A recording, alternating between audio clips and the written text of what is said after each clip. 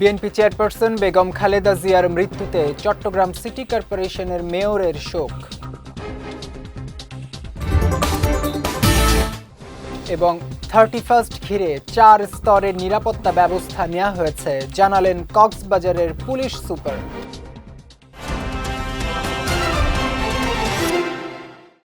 আসসালামু আলাইকুম। চট্টগ্রাম সংবাদে আমন্ত্রণ জানাচ্ছি আমি জাওয়াদ অন্তু। শুনছিলেন শিরোনাম, এবারে বিস্তারিত।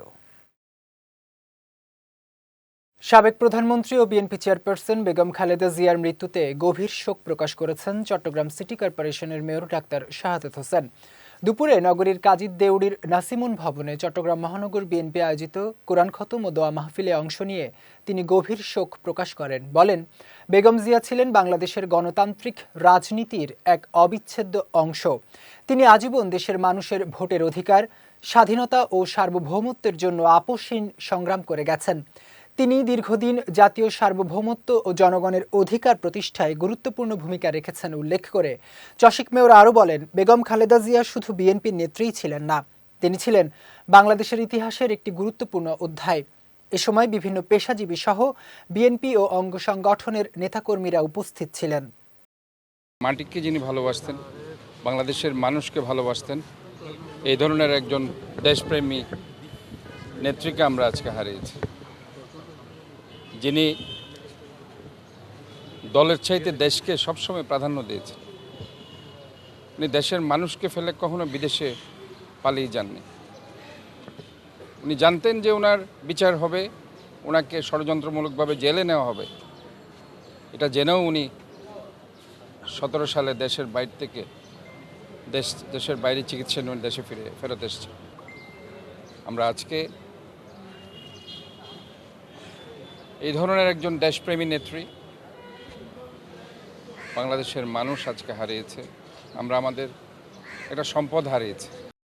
31st নাইট ঘিরে কক্সবাজার জেলা পুলিশের পক্ষ থেকে 4 স্তরের নিরাপত্তা ব্যবস্থা নেওয়া হয়েছে। আজ এই তথ্য নিশ্চিত করেছেন কক্সবাজার জেলা পুলিশের মুখপাত্র ও অতিরিক্ত পুলিশ সুপার অলোক বিশ্বাস। জানান, 31st নাইট ঘিরে কক্সবাজার শহর সহ জেলার গুরুত্বপূর্ণ পয়েন্টে চেকপোস্ট, টহল ও গোয়েন্দা তৎপরতা বাড়ানো হয়েছে।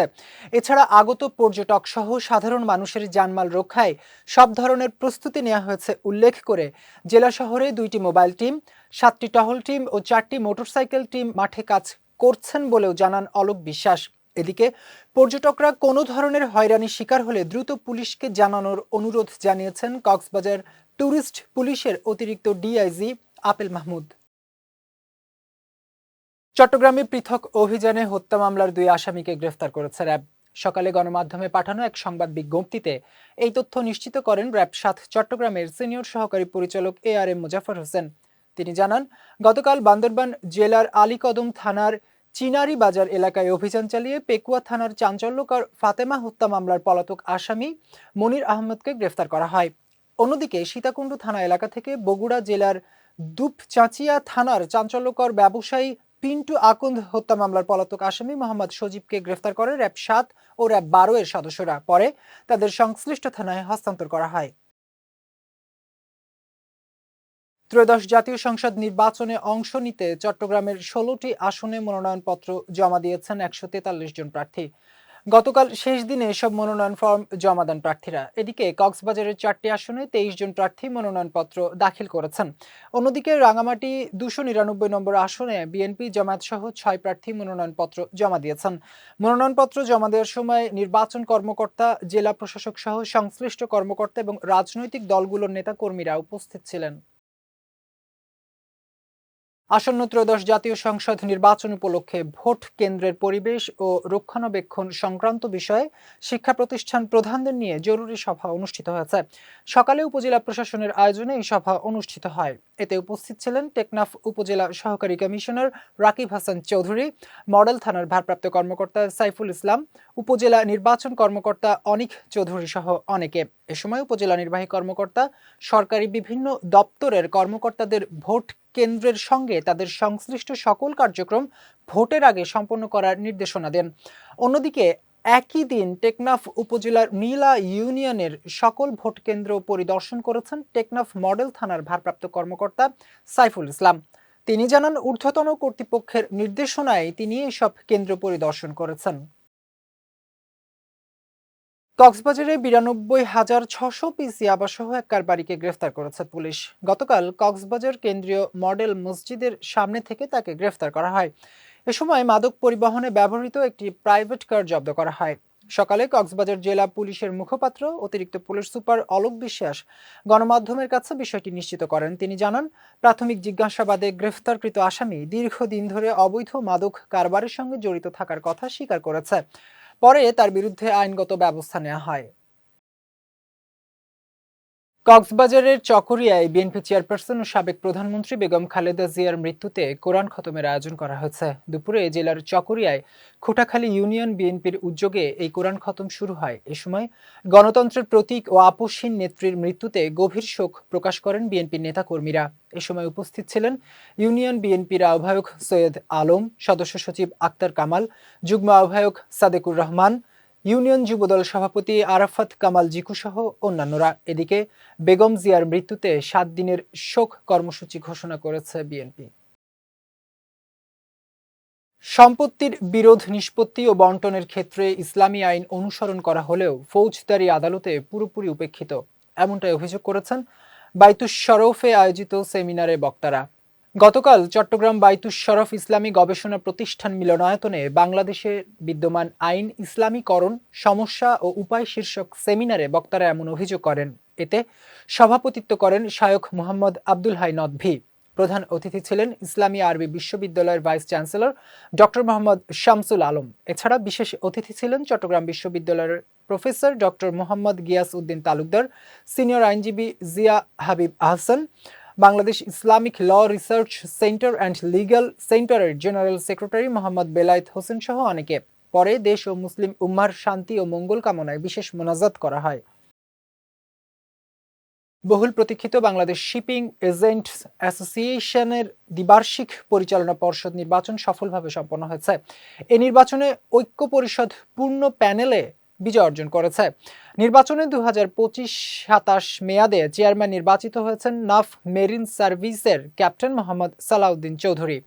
গতকাল নগরীর আগ্রাবাদ বাণিজ্যিক এলাকায় অবস্থিত বিএসএ এর নিজস্ব কনফারেন্স রুমে সকাল 8টা থেকে বিকেল 3টা পর্যন্ত বিরতিহীনভাবে চলে ভোট গ্রহণ। নির্বাচনে 2 জন সিনিয়র ভাইস চেয়ারম্যান পদে নির্বাচিত হয়েছেন কেএমসি শিপিং লাইনের আজিম রহিম চৌধুরী এবং 7 শীষ শিপিং লাইন্সের মোহাম্মদ আলী আকবর। এদিকে সম্মিলিত সহযোগিতা ও দায়িত্বশীল ভূমিকার জন্য এই নির্বাচন উজ্জ্বল দৃষ্টান্ত স্থাপন করেছে বলে দাবি করেছেন আয়োজকরা। চট্টগ্রামের সন্দ্বীপ উপজেলার হারামিয়া ইউনিয়নের অন্তর্গত আফগান সমাজের মিলন মেলা অনুষ্ঠিত হয়েছে। গতকাল সকাল থেকে রাত পর্যন্ত হারামিয়া ইউনিয়ন পরিষদ মাঠে চলে বিভিন্ন কর্মসূচি। শুরুতে পবিত্র কোরআন তেলাওয়াত ও দোয়া মোনাজাতের মধ্য দিয়ে অনুষ্ঠান শুরু হয়। পরে স্মৃতিচারণ, ক্রীড়া প্রতিযোগিতা, ছোটদের আবৃত্তি, কুইজ প্রতিযোগিতা, সঙ্গীত পরিবেশন, র্যাফেল ড্র সহ নানা আয়োজন করা হয়। সমাজভিত্তিক এ ব্যতিক্রমী আয়োজন সমাজে ইতিবাচক প্রভাব রাখবে বলে মনে করেন স্থানীয়রা। চট্টগ্রামের রাউজানে জমকালো আয়োজনের মধ্য দিয়ে শর্ট পিচ ক্রিকেট টুর্নামেন্টের উদ্বোধন করা হয়েছে। গতকাল উপজেলা মাঝিপাড়া বয়েজ ক্লাবের উদ্যোগে পশ্চিম রাউজানের মাঝিপাড়া জামে মসজিদ সংলগ্ন মাঠে আয়োজন করা হয়। উদ্বোধনী অনুষ্ঠানে রাউজান ইউনিয়ন বিএনপির সাবেক সাধারণ সম্পাদক শাহাবুদ্দিন মেম্বারের সভাপতিত্বে প্রধান অতিথি ছিলেন রাউজান উপজেলার স্বেচ্ছাসেবক দলের সদস্য সচিব মোহাম্মদ একরাম মিয়া। এ সময় আরও উপস্থিত ছিলেন আয়োজক কমিটির সভাপতি মোহাম্মদ সিফাত, সাধারণ সম্পাদক মোহাম্মদ শরীফ হোসেন সহ অন্যান্যরা। অনুষ্ঠানে উপজেলায় প্রথমবারের মতো এত বড় পরিসরে ক্রিকেট টুর্নামেন্ট আয়োজনের জন্য কৃতজ্ঞতা প্রকাশ করেন বক্তারা। চট্টগ্রাম সংবাদ শেষ করার আগে শিরোনামগুলো দেখে নিচ্ছে আরও একবার।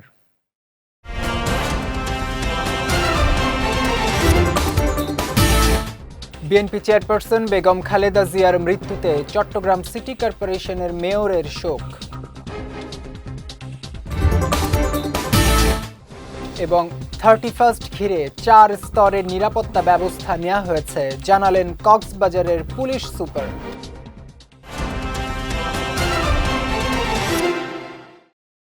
চট্টগ্রাম সংবাদ শেষে আজকের মতো আমি জাওয়াদ অন্তু আপনাদের কাছ থেকে বিদায় নিচ্ছি। রাত 9টায় আমাদের পরবর্তী বিজয় রাতের সংবাদ দেখার আমন্ত্রণ রইল। এছাড়াও আজকে চট্টগ্রাম সংবাদের ভিডিও দেখতে পারেন আমাদের ইউটিউব এবং ফেসবুক পেজে। আমাদের ইউটিউব হলো youtube.com/বিজয় টিভি অফিসিয়াল এবং আমাদের ফেসবুক পেজ হলো facebook.com/বিজয় টিভি লিমিটেড। এতক্ষণ সঙ্গে থাকার জন্য ধন্যবাদ সবাইকে।